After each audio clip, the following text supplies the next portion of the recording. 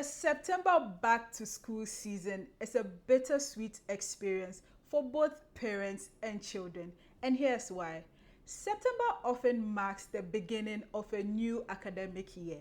And what does that mean? It means parents have to buy new books, have to pay for tuition, they have to buy other materials that their wards will need for school. For tertiary institutions, there's a new crisis which is dominating our conversations, which is the increasing cost of hostel fees. The issue exploded into public discourse recently when the Ghana Hostels Limited released approved rates for Penthall's 2025-2026 academic year.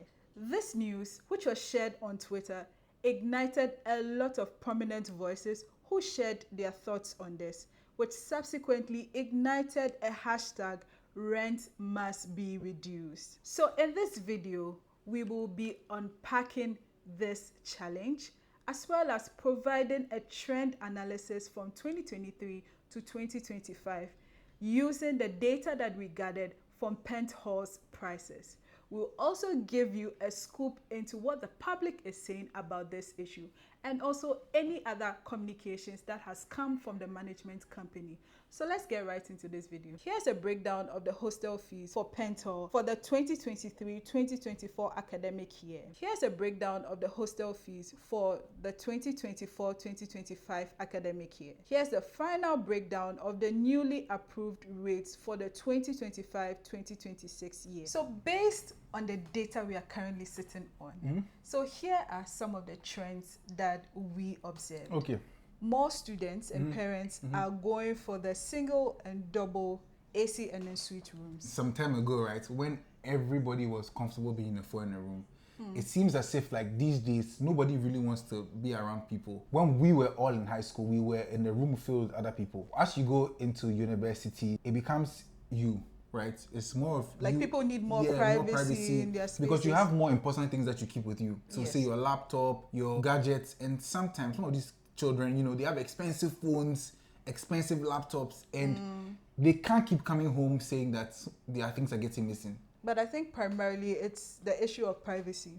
Because if I have my own bathroom in my room, I feel more comfortable and safe using it, especially as a woman. I would want to have my own bathroom. Great. So if you think that privacy is a luxury preference, I mean, let us know your thoughts in the comment section. Now, like we were saying, I think that health is very important. It's all inclusive in the reasons why someone would want to go for a single or a double room. Because if it's single, you know you're the only one sharing your bathroom.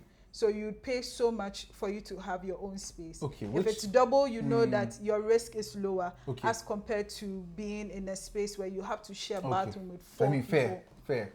We just want to take you through the trend analysis that we did for the prices. So for single rooms with ACs in the new Penthall block, which is the big, has experienced about 65% within the period that's 2023 to 2025. That's interesting. That's a very you know, big leap. And for what reason in particular? Is it due to maintenance? That's the reasons that we stated earlier. Why people are driven to go for the single rooms and then the double rooms. So this is just the interpretation of how much increase has occurred. So currently, these single rooms with the AC used to cost 24,363 in 2003. Now in 2024, the price increased to about 27,000. That's over 3,000 per semester.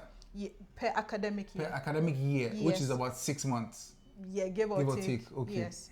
Now in 2025, for the 2025 year, it's now at 40,000. For what exactly? For AC and... Yes, please. I don't think that 40,000 cedis for a university hostel is fair. I mean, let us know your thoughts once again in the comment section. If you think that you would be willing to pay 40,000 Ghana cedis for a 2 in a room or a 1 in a room. How much is... For 6? How much is even... Like how much your apartments even go around that for? But you see, the thing is, these things are also in prime areas, right? And they're also very close to the school, right? In the school's vicinity. So it then becomes like, if you are not here, you are far from school.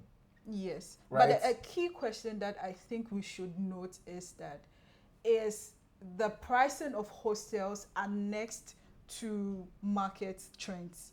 So if maybe apartments reasonably would cost about 5,000 maybe a month, with say the kind of system that we run in Ghana, if someone has to pay rent upfront, so like 2 years upfront, would the person be paying this much for it? So then again, I don't even think hostels should be this expensive, right? Left to me, hostels should be very affordable for students.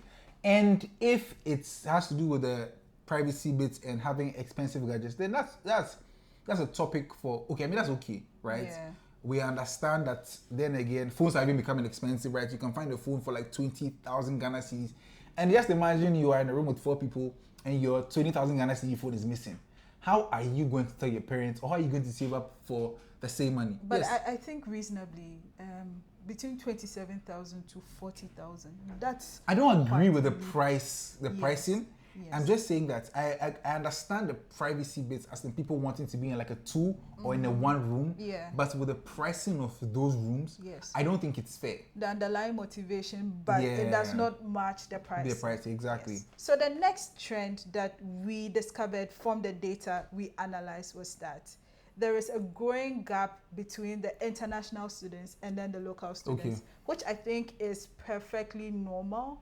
Because even outside of Ghana, most foreign students, international students, are required to pay more in tuition. Yeah. Sometimes it's even 2x of the amount. Yeah. So in that case, I think it's quite comprehensive why there is a divide there. The third trend that we also discovered based on the data is that the foreigner rooms have not seen much change.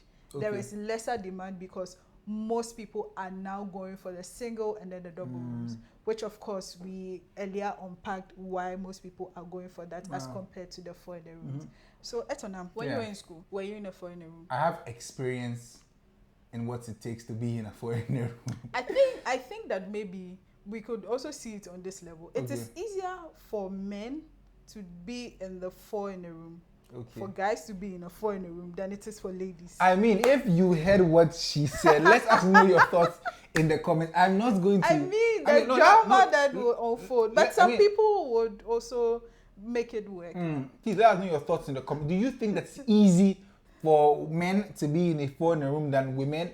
Let us know your thoughts. But if you ask me, I think that everybody can coexist, right? Yes, we can all coexist. We can all coexist. We all have peculiar and it really depends on the kind of women that are in the same space, right? You could find 4 girls excited in the same space, and you can also find 4 girls not like each other, same as men, right? Yeah. But then again, please let us know your thoughts in the comment section if you think that 4 girls can exist in the same room without any drama. I think that men, in terms of joint habitation, like cohabitation, men are more agreeable than women are, in my opinion. Men are more agreeable because a guy will see something and just JSI and say, oh, let it go. Like, I see how boys are able to pool resources, make food, I mean basically take care of each other and self-organize.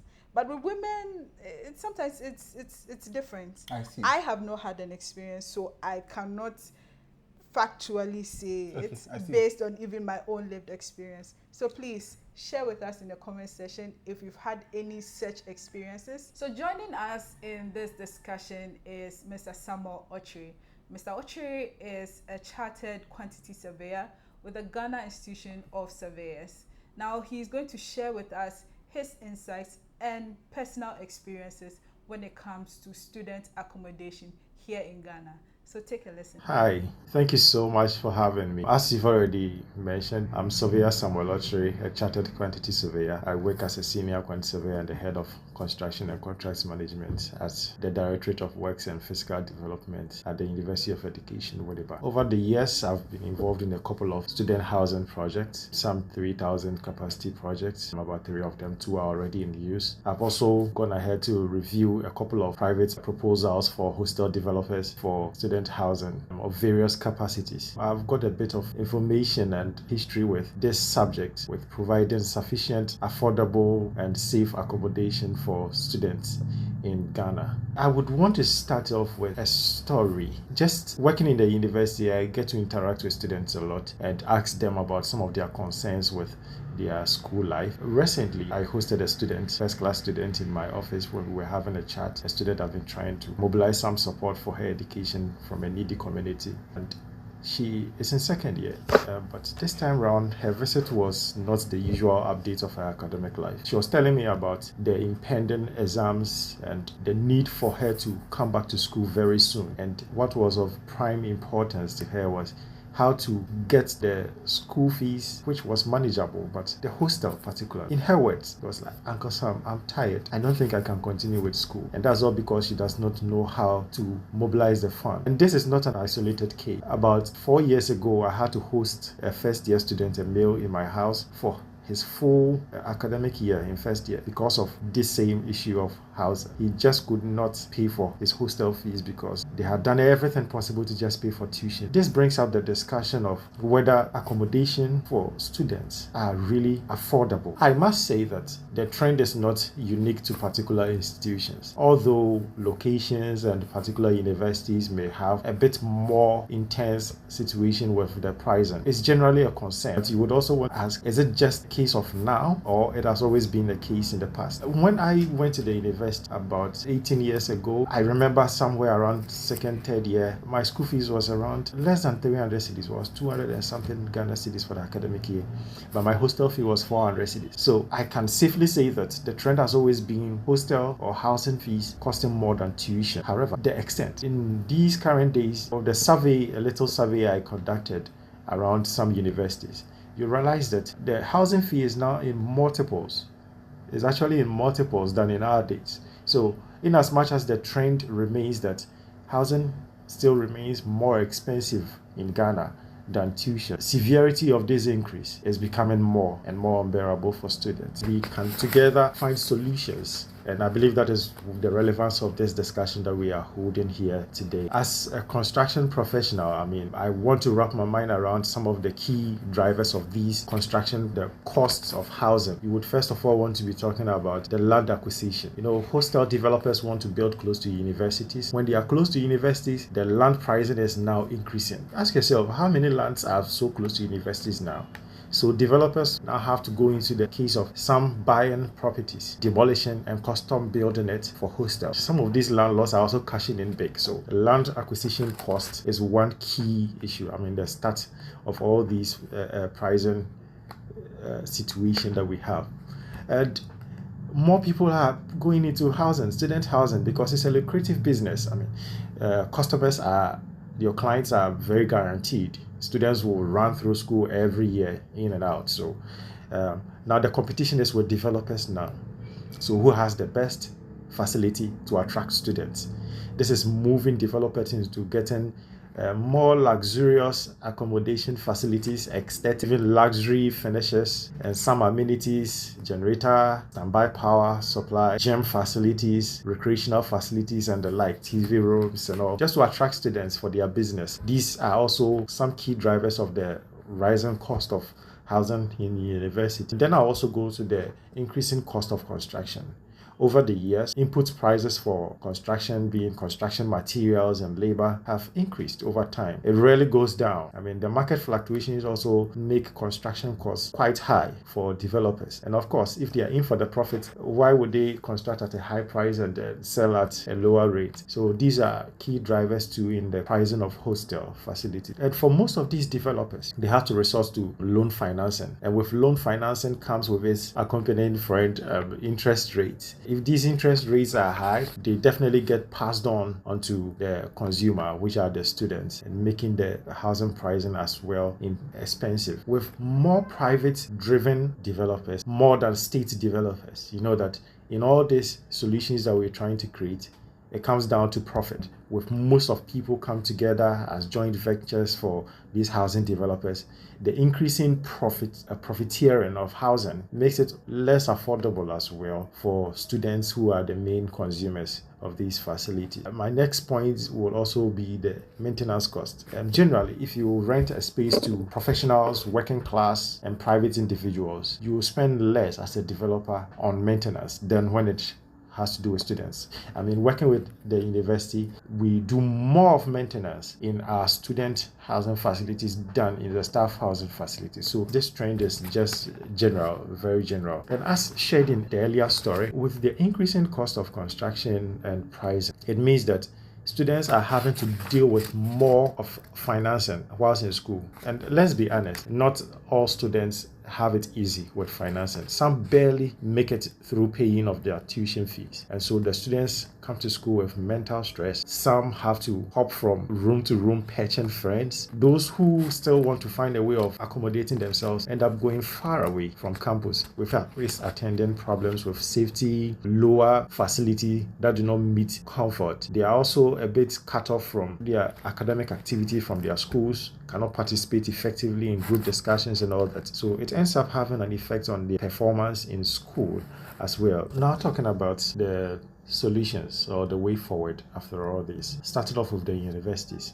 First of all, they have the equity, they have the land. They can develop these facilities at lower pressure. I believe that if universities are building more of hostels with their IGF, of course, it's a lot of money though. Universities wouldn't be under so much pressure to recover everything within the shortest possible time as compared to private developers. That gives the room for them to spread their development cost over a longer period and make it more affordable for students, because over time they will definitely recover or recoup all their investment costs. So it starts off with universities prioritizing ways of constructing these hostels with their IGF, internally generated funds. They could use the system of incremental construction whereby they do block to block systems, not having to take all massive projects at a go. Also bring a bit of ease on their financing. Universities need to also open up with partnering with private developers through PPP arrangements, public-private partnership arrangement.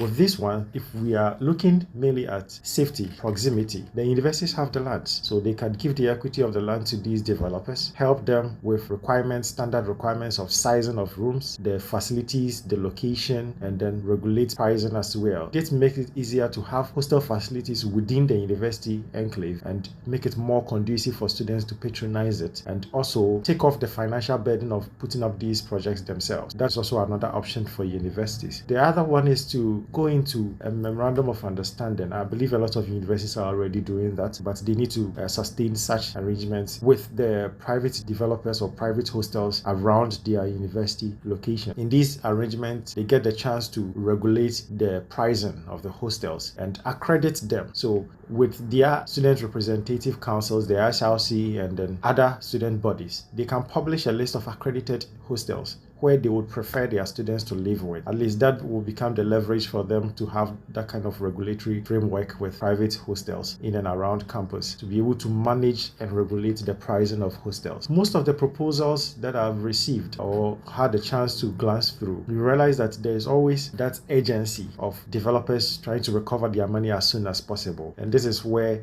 the university's development offices or their estate departments have to come in to help the developers to put up more sustainable facilities that will go out for low construction costs and make it easier for them to negotiate periods of running such facilities in case of BOT arrangements to be able to recover their monies in good time, and also not put the burden on students who would have to rent out to make the whole project viable. Beyond the university, the government will also have a role to play, because if we are talking about high cost of financing, it all comes back down to the interest rates. If the macroeconomic indicators help to sustain the interest borrowing rates on the market, it makes it less burdensome for developers to find the funding for projects without having to project high recovery costs on the rental charges. So low interest financing regulatory framework from the government and its economic management team would help a great deal. And the government, together with the universities, can also set the strict safety standards and regulations for student housing projects, so that we do not expose students. In as much as we are trying to get affordable housing, it shouldn't be at the expense of safety and security of students. University may, together with the government, I think this is up for discussion. I know some universities, at my university for instance, there's been a PPP framework that has been developed for managing private developers. I believe quite a number of universities also have it. But if these frameworks could be synchronized to ensure that they protect the interest of universities and students and the nation as a whole, it will also help. So the legal framework to guide hostel developers to on both sides, win-win situation for all. I also believe that just as the universities building with IGF will free the burden on prices, if more state agencies get into the business of building hostels on campuses with the less profit motive of the state agencies like SNIT has been doing in the years, the GUSSS, the Ghana University Senior Staff Superannuation Scheme, also building hostels. It helps for the competition to beat down the competition for private developers as well. Of course, they want their money, but there has to be competition. And if state agencies are investing in the construction of hostels, the supply will increase and help to push the pricing down. So in a nutshell, I believe this is a very relevant topic for discussion because it affects the very core of tertiary education in Ghana. And it is also a prime area for developers and businessmen to invest into, to provide solutions for academic activities on campus and make it easier for people to acquire education without stress. Thank you so much. If you've watched to this point, so let us know your thoughts. If you think rent must reduce, please put in the comment section, rent must reduce. And to all the key players watching this, I think that you guys need to do something about this rising cost because children are not the one paying these monies. Charlie, parents are disturbed. Yeah, and I'm not going to be a parent 40K. and then you charge me 40,000 CDs for 6 months. Then again, let us know your thoughts in the comment section below. This is Africa Building Hub. Thanks, be brave.